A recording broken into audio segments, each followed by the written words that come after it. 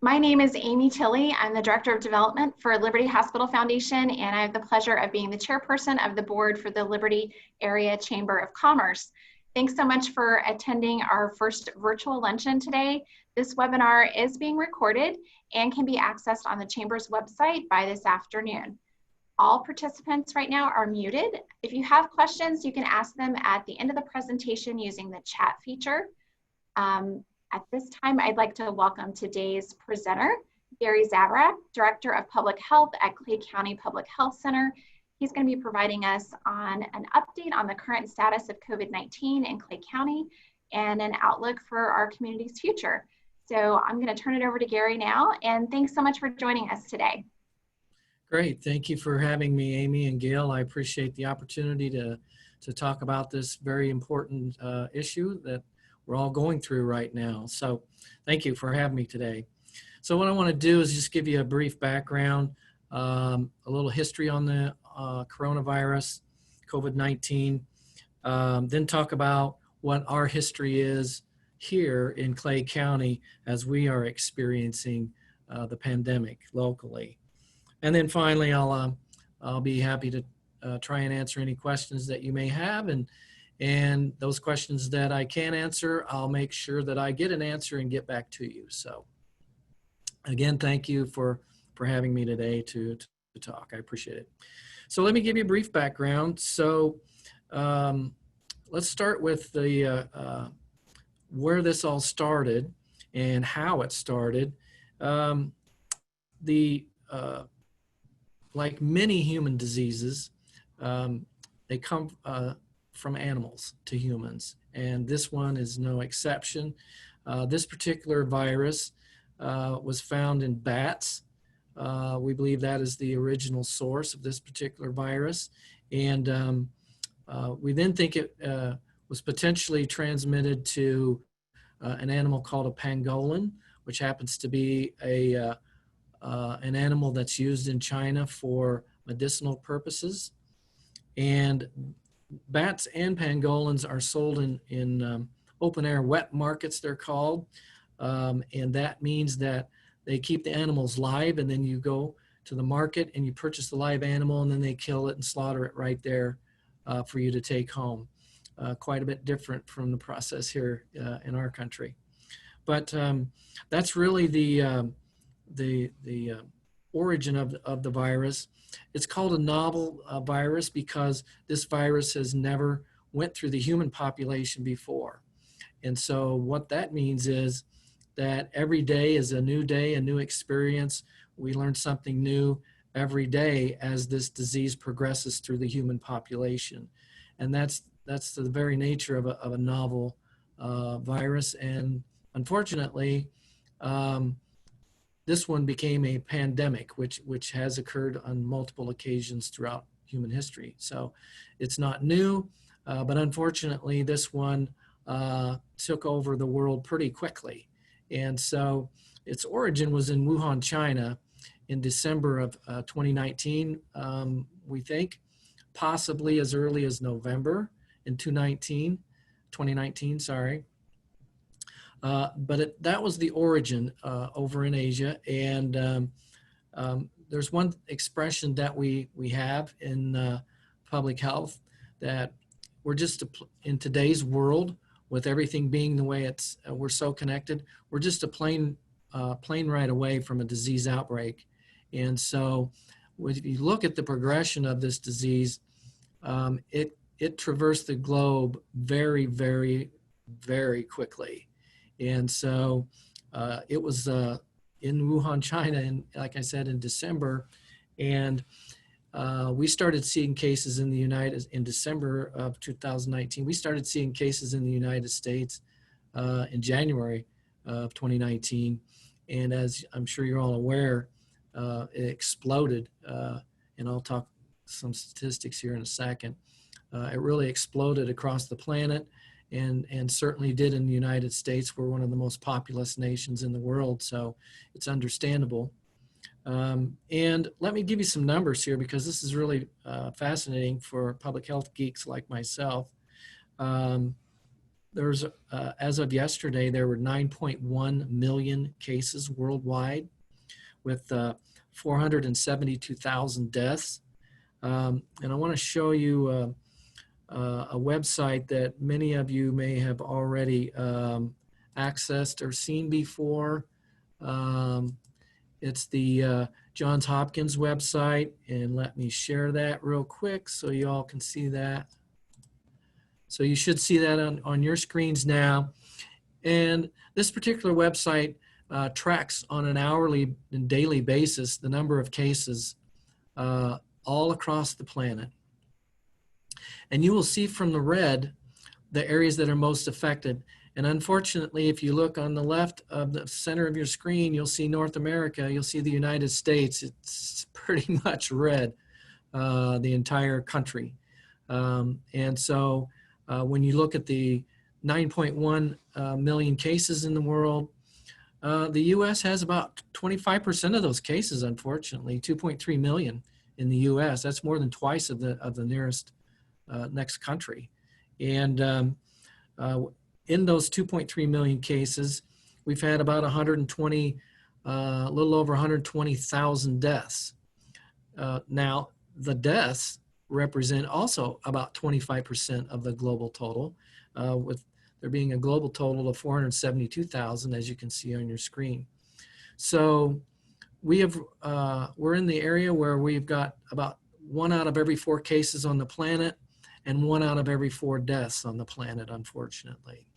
So that's a little bit about how that virus got started and how many cases there are worldwide.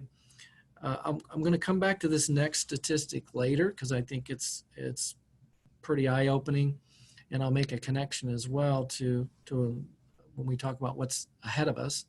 The estimates for the 2019-2020 flu season, according to the CDC, were approximately 39 million to 56 million cases of flu in the United States. And this is the quote-unquote regular flu that we have every year, where there's a vaccine for it. About 39 to 56 million people in the country experienced flu this year, according to CDC estimates. About 24 to 62,000 people died from influenza this flu season.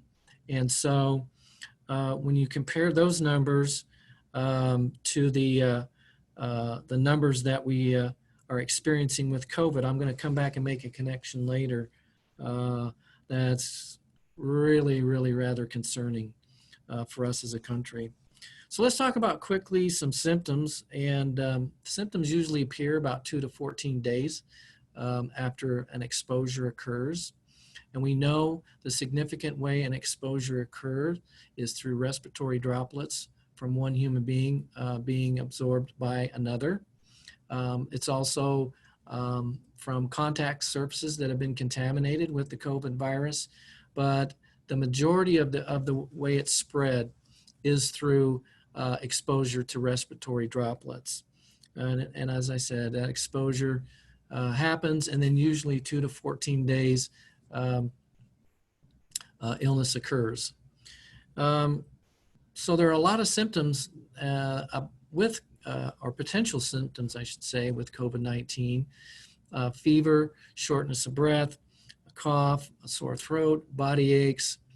That should sound pretty familiar to a lot of people. Those are similar symptoms to influenza, regular flu, body aches, those kinds of things.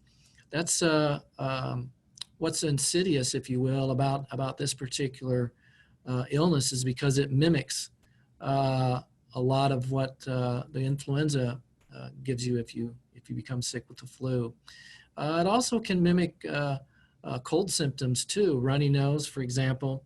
But the one interesting thing that has been discovered during this process is that for a reason that has to deal with your olfactory lobe and the impact the virus has on it, you lose your sense of taste and or smell sometimes. Now that doesn't happen with influenza, for example, but this particular virus creates a swelling up inside your nasal cavity and impacts your ability to taste and smell. So that's one, if you want to call it, marker that would separate COVID-19 from regular flu-like symptoms. Okay, so that's kind of the brief background on how the virus, where it came from, how it got started, how it got to this country, and what the numbers are in our country now. And those numbers are growing every day. And I'll talk about Clay County numbers here in a couple of minutes. But so as this was progressing across the planet, other countries were being hit rather hard, as I'm sure many of you can remember in watching the news being reported. So if you want to make lemonade out of lemons, we were very fortunate that the virus began an uptick in this country towards the end of the quote unquote regular flu season. And I'll come back to that point later on in my presentation. But we kind of got lucky there that it happened at the end of the regular flu season. And so we did not, in Clay County, have our first recorded case until March 11th of 2020. And so once that occurred, let me give you some background you may or may not recall. So prior to that date, there were significant case numbers in Johnson County and Wyandotte County, and we were starting to see case numbers significantly increase in Jackson County and Kansas City, Missouri, south of the river.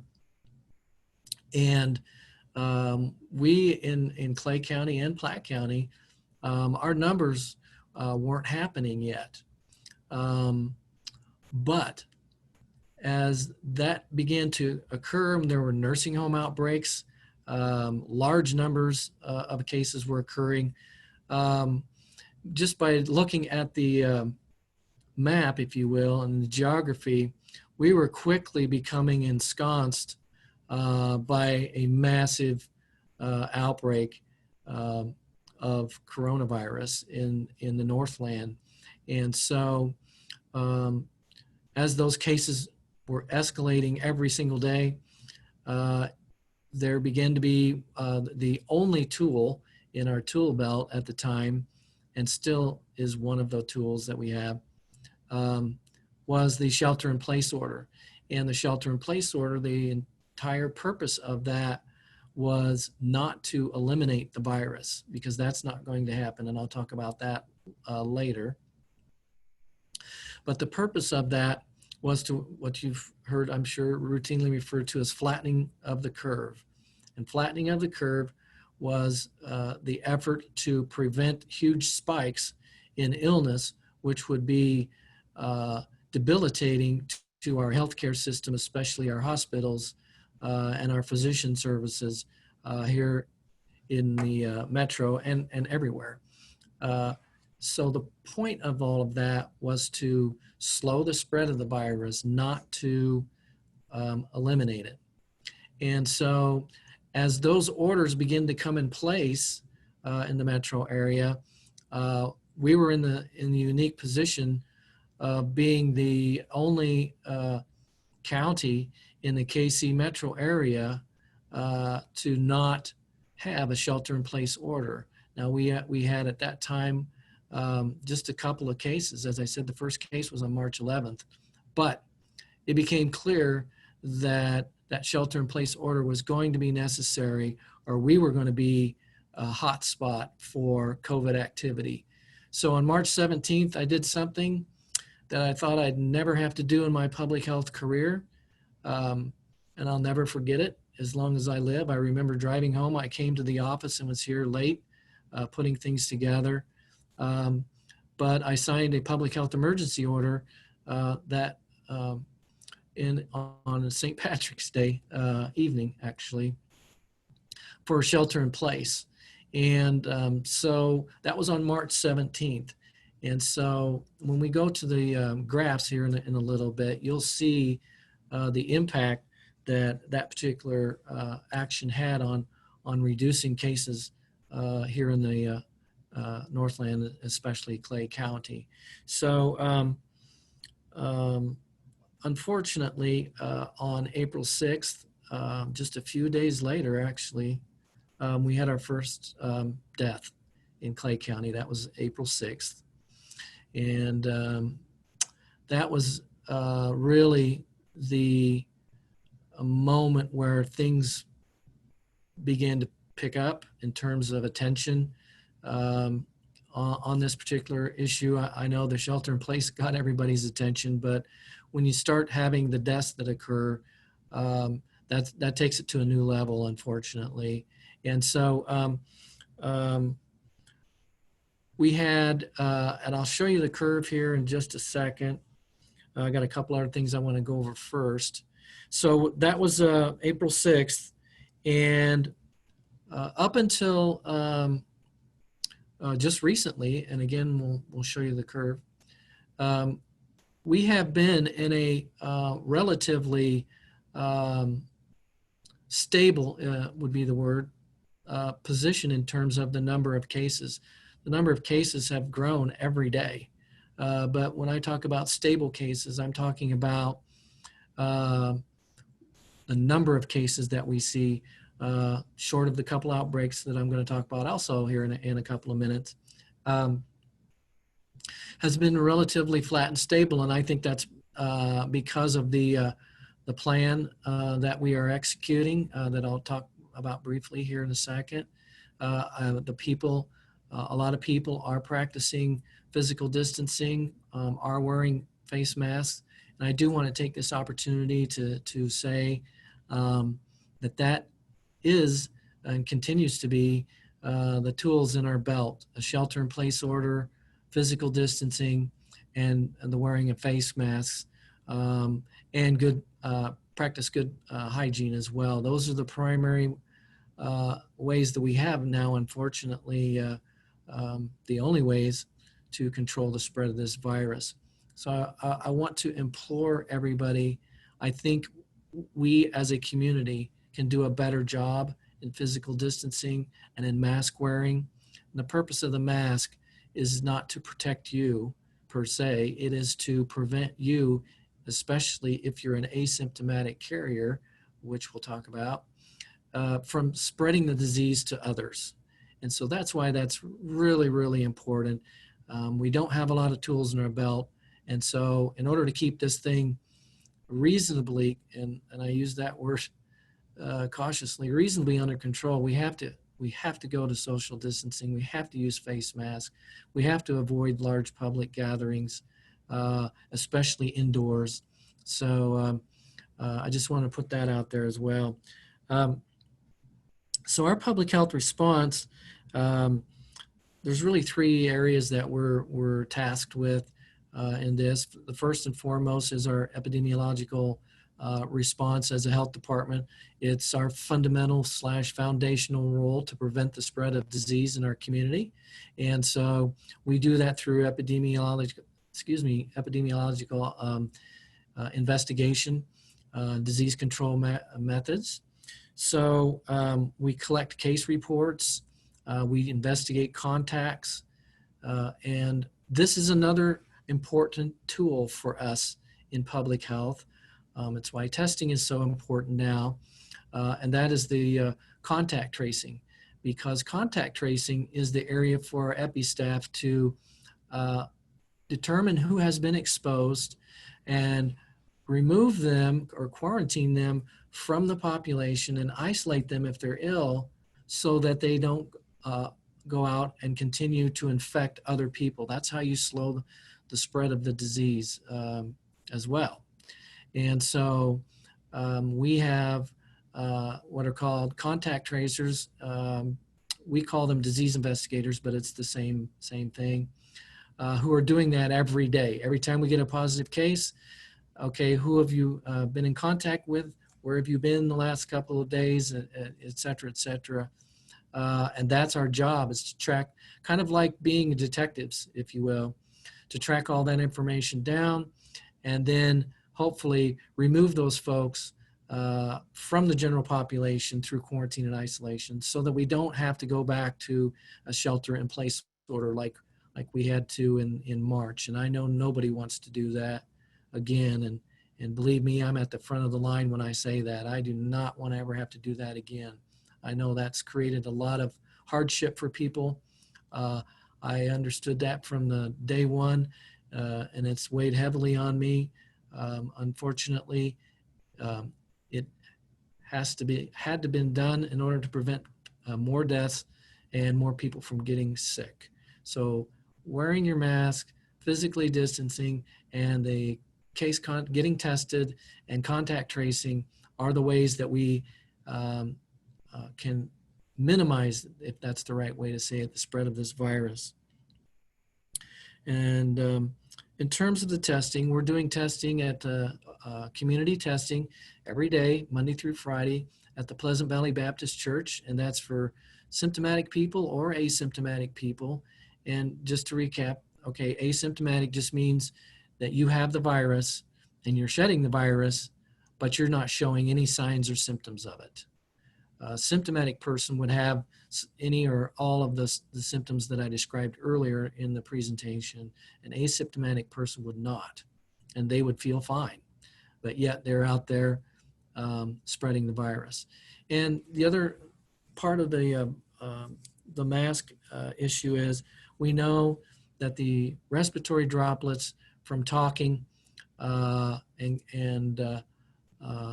especially in a enclosed environment can project out 6 feet from a person when they're speaking. You wouldn't see them, but that's distance, and that's why we talk about a physical distancing of 6 feet. And we're learning that when you sing, it can be 10 feet or more. And so you may remember one of the very first outbreaks in the United States was in the state of Washington from a church choir. They didn't know that they were spreading the virus amongst themselves, but they were singing, and that's a way that the virus gets projected even farther out. So we're doing testing now, and that's something that we didn't have the ability to do early on in this outbreak in March and in April. We did not have the testing supplies and the capacity to do that. That was very frustrating for us because we knew how important testing was, especially to the contact tracing, which I talked about. And so we were finally able to get the appropriate supplies and test kits that we needed, which also includes personal protective equipment for our staff, our clinical staff who are out there doing these tests. And so we began doing those tests 5 days a week. I want to give a shout out to the Pleasant Valley Baptist Church for being a tremendous partner during this pandemic. They've allowed us to use their facility to conduct these clinics 5 days a week. So thank you, Pleasant Valley Baptist Church, for that.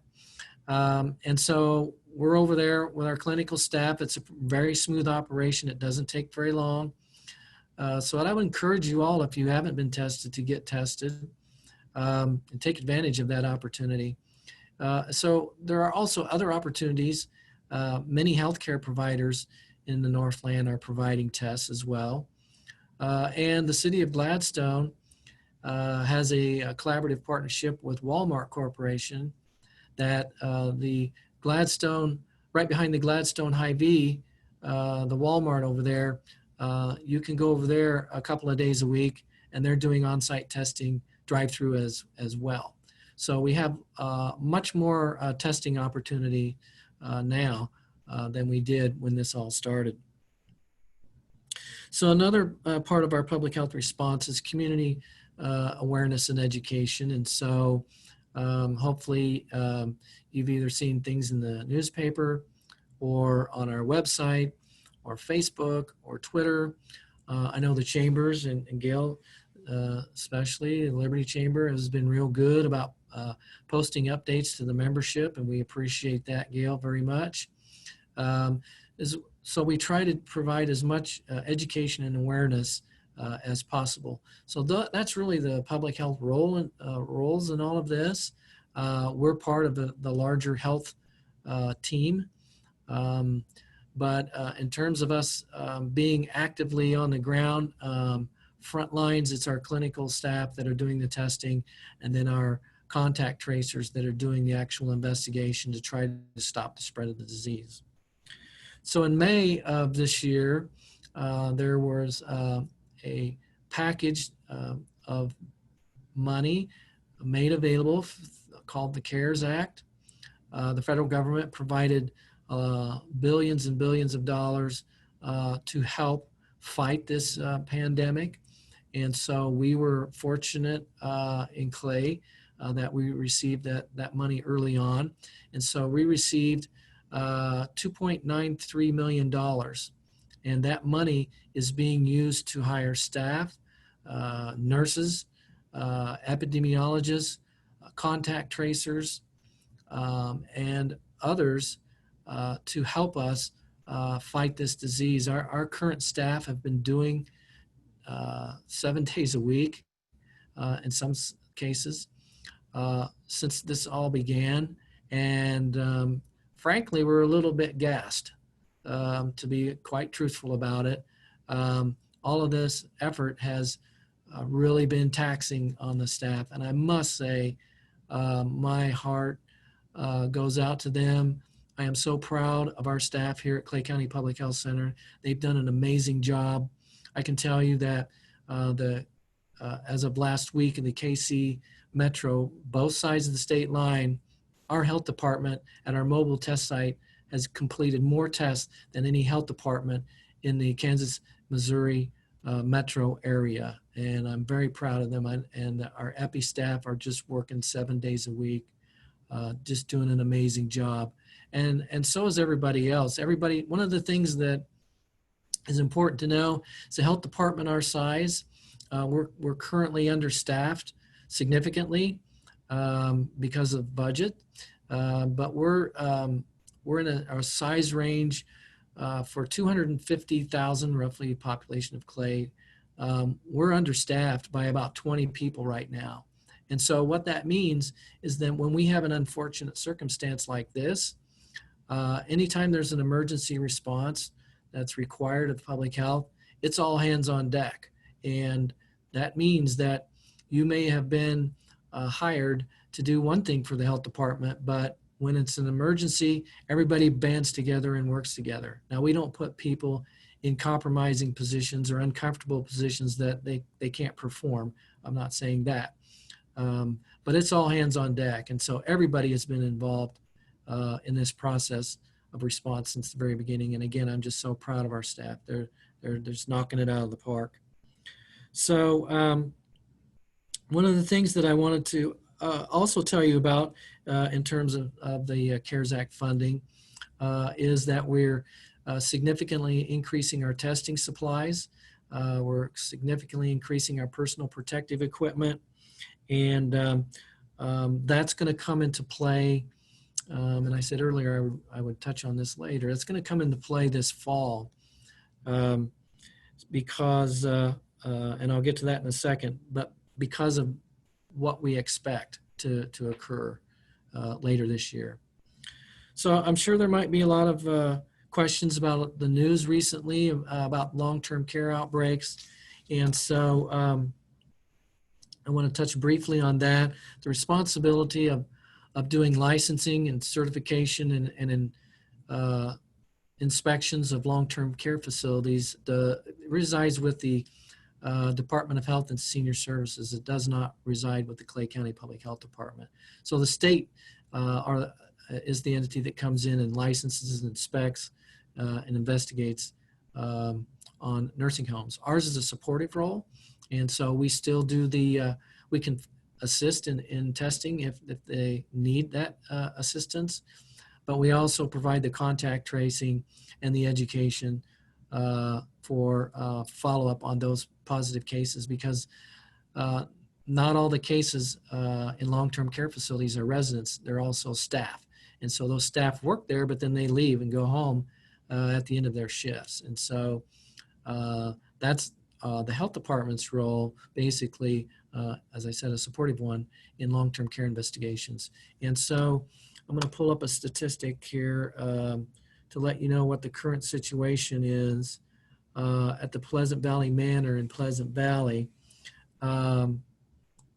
We currently, as of yesterday, unfortunately, there's 83 positive cases total that has been in that facility. 59 of those were residents and 24 were employees. And the really sad and unfortunate part about this particular outbreak is there's been 9 deaths associated with it. And this is a very common experience across nursing homes across the country. Because, and I didn't talk about the risk categories, and I apologize, I should have, when I talked about the symptoms earlier. The risk categories for COVID-19, all ages can get it, but it's typically the most devastating if you're over 65, and especially if you're over 65 and you're immunocompromised, whether that's a heart condition, diabetes, maybe you've had cancer in the past and had chemo, those kinds of things very, very, very much puts you at risk for not only getting this disease if you're exposed, but suffering the really tough complications up to and including death. And so, as you can imagine, a nursing home has that kind of vulnerable population. So once the disease gets a foothold in a nursing home, it's very, very, very tough on everyone there. And so this happens all across the country, and it's happened in the metro. It happened in Johnson County at the very beginning when we started seeing all these cases.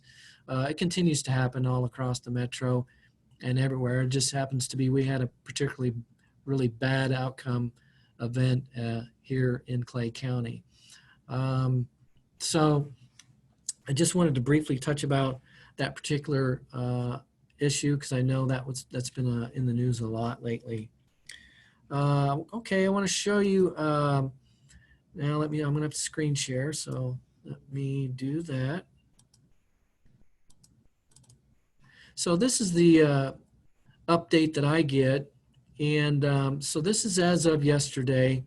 So I wanted to briefly talk about what the current situation is in Clay County. So as of 4:38 yesterday afternoon, you'll see that we've had a total of 332 positive cases in Clay County, a total of 10 deaths. So far in this pandemic, there have been 52 people hospitalized. There are currently 8 people hospitalized. And you'll also see on your screen right here, this is the same for each county.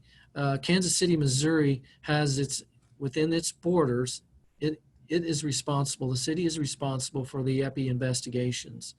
And so that's the same in Kansas City, Platte County, Kansas City, Jackson County, Kansas City, Cass County. So in our case, Kansas City is about half, a little more than half of the total population in Clay County. And they have 380 cases currently as of yesterday in Kansas City, north of the river. And then you'll see positive cases in Missouri, that total as of yesterday as well. Now I want to talk about, I want to talk about this for a second. This director's update is used by myself and our team here to make decisions on, for example, reopening or what degree of reopening we do, what's happening in our community. So some of the things that we're looking for are a significant increase in community spread. Community spread is how this virus is being spread the majority of the time in Clay County and most of the country. That's person to person. And so if we see a significant spike in cases, that would be concerning to us, and that would show up on these director's updates. If we would see a significant spike in the active hospitalization cases, that would be concerning. And I'm going to show you a graph in a second here, and you'll see the effect of that. In terms of the testing, I also have these statistics made available and updated on a daily basis. And so you can see just at the Pleasant Valley mobile testing site, I'm assuming, well, it's 12:38. So I would say by the end of today, we'll be over 2,000 people tested at that particular site in the county. And here's another indicator that we look at, the positivity rate, and that's the rate of positive tests over the total number of tests provided. So at our particular mobile testing site, we have a positivity rate of 3.2%. And so that means for every 100 persons tested, there would be 3 that would be positive. Our jurisdiction positivity rate is 6.8%. Now, where we would ideally like that number, that percentage to be, is around 1. And so it's certainly lower than where it was when we first started testing. But as we test more people, we do find more cases, but we also find more negative cases as well. And so we're currently at a 3.2%. That's not where I want it to be. I want it to be around 1, but it's better than it was in May, where it was around April, when it was around 8-9%. But nonetheless, this still is unacceptable level. But I'm just telling you, this is an indicator that we use to make decisions. And we currently have another indicator. We currently have good hospital capacity. That's another indicator. If we're seeing a significant amount of hospital beds being used for COVID patients, or ventilators being used for COVID patients, that would be a red flag for us as well in the decision-making process. And so you'll see that as we go through this dashboard, you'll see the various, and I have a live link. If I can bring that up.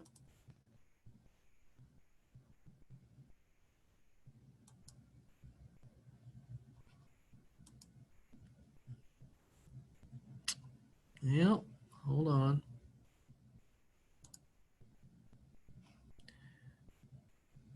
Let me see here. I did have that up. Okay, so, well, you can't see that yet, right? Because I've got to share that back, so sorry.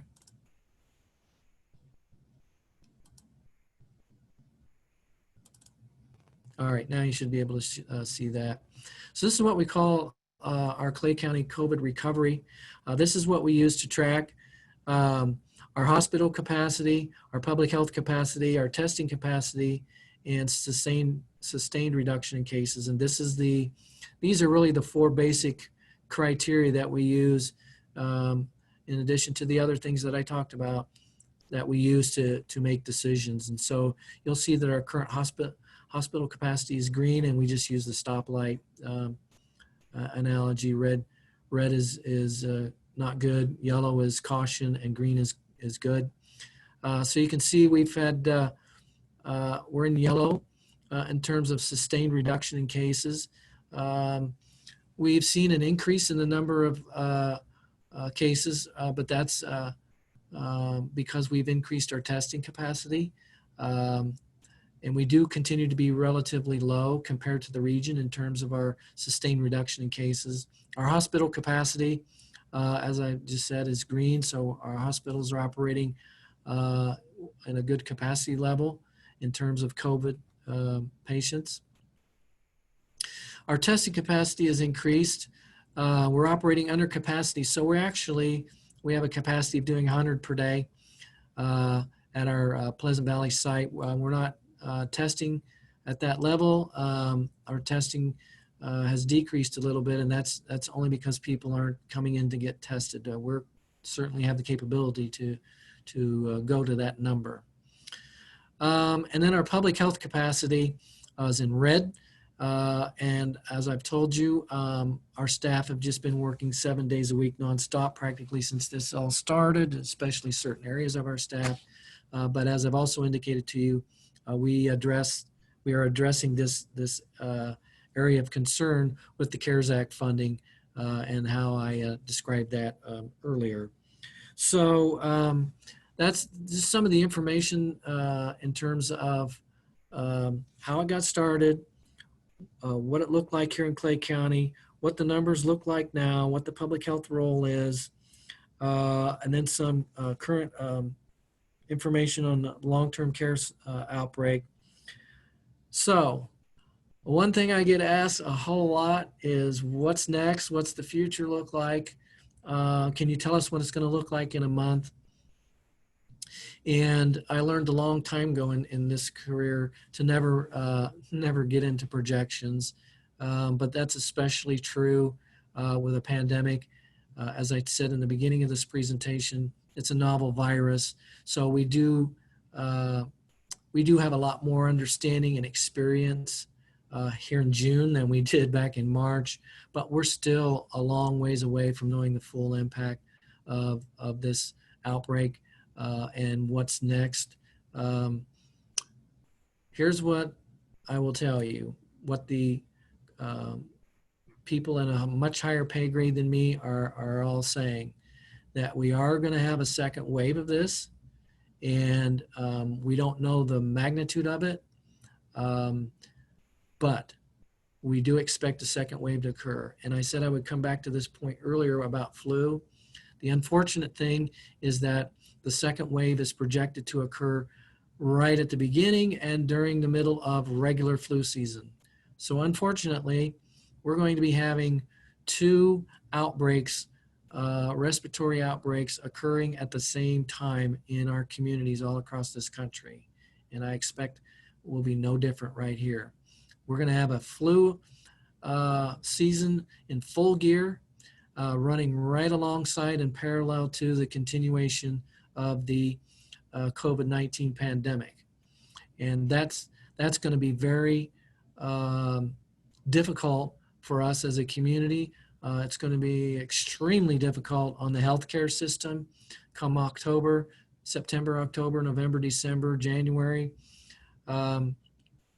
It's going to be a real challenge for us as a community. So that's why I implore everybody to stay vigilant about social distancing and face masks and good hygienic practices. It's going to be so important because the virus is still here. It's here right now. There's still significant risk in our communities. It's not going anywhere until we achieve herd immunity. And the only way we're going to achieve herd immunity is through vaccination, treatment, and a cure.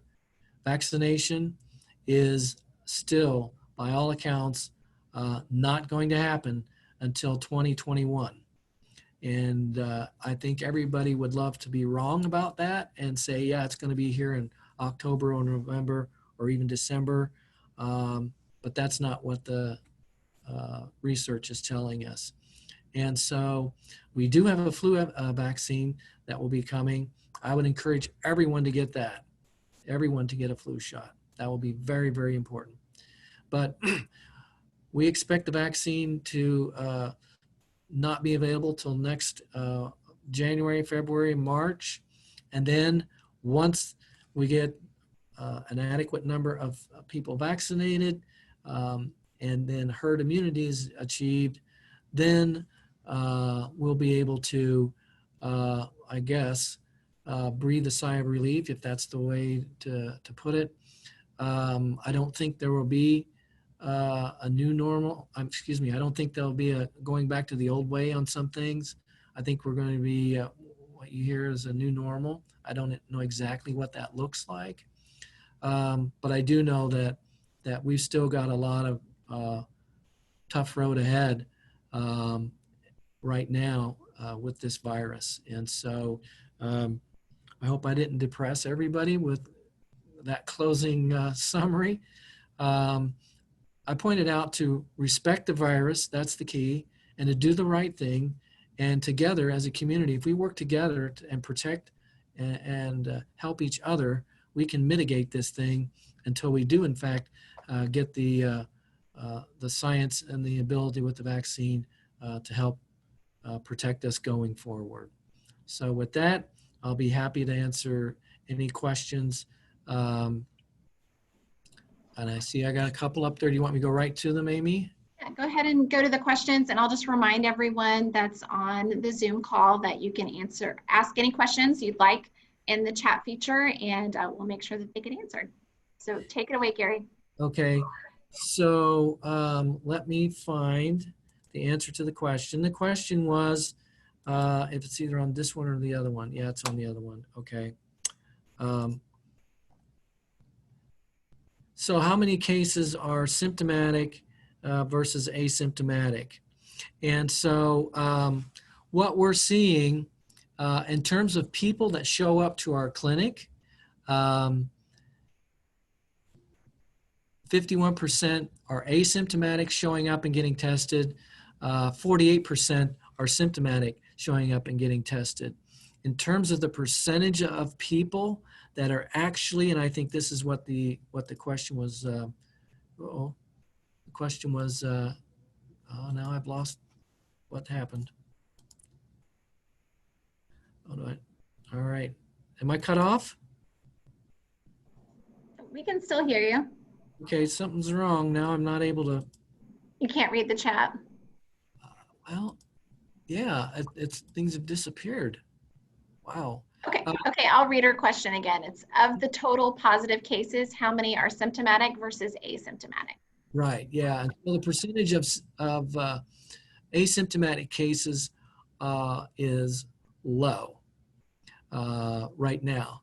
But that number is an artificial number because we would have to test much higher levels of our community to know what the exact asymptomatic rate versus symptomatic rate is. But it is, to answer the question from Sarah, it is low right now. I don't have the exact number. For some reason, my screen is just totally went south on me, and I am so sorry about that. That's okay. We've got another question, and Gary, you may have covered this earlier.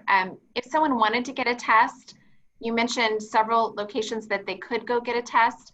Are those available on the Clay County Health website? Yes. So the testing at Pleasant Valley Baptist Church is free, and you go to our website and you fill out a form.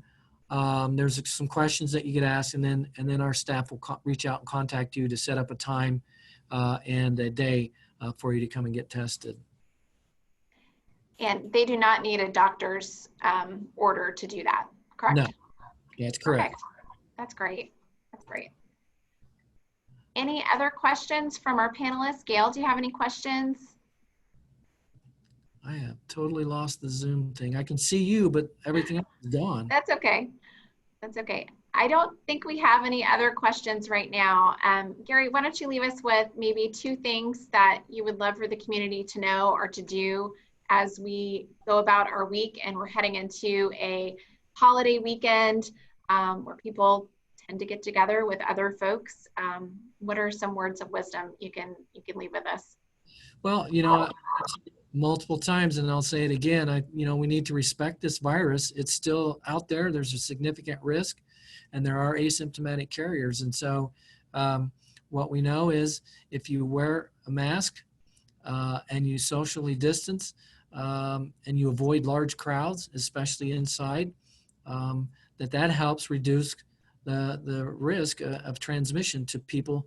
And that's all we're trying to do is just keep that risk at a minimum. And I know everybody's probably fatigued about hearing about coronavirus and about hearing about masks and so forth. But as I said earlier, respect this virus because it's still here, and do those things that we're asking, because it is the only way we're going to keep that relatively flat and to keep it from causing more death and disability in our community. That's great advice. Thank you so much, Gary, and thank you, Gail, and all the team at the Chamber. I want to thank Scrumptious Catering for our wonderful meals today. For those of you that drove through and picked up your lunch today, what a great way for us to be able to be together when we can't physically be together. So I appreciate everyone taking their time out of your busy schedule to listen to Gary and get an update on some important things happening with Clay County and the coronavirus and the state of the health in Clay County. So thank you very much.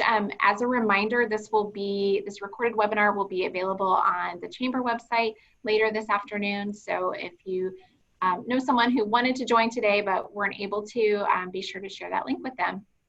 Gary, thank you so much. Have a great holiday week. Thank you. I'm sure we'll be hearing from you again soon. Hey, thank you. Appreciate it. Thanks, Gail. Thank you, everybody.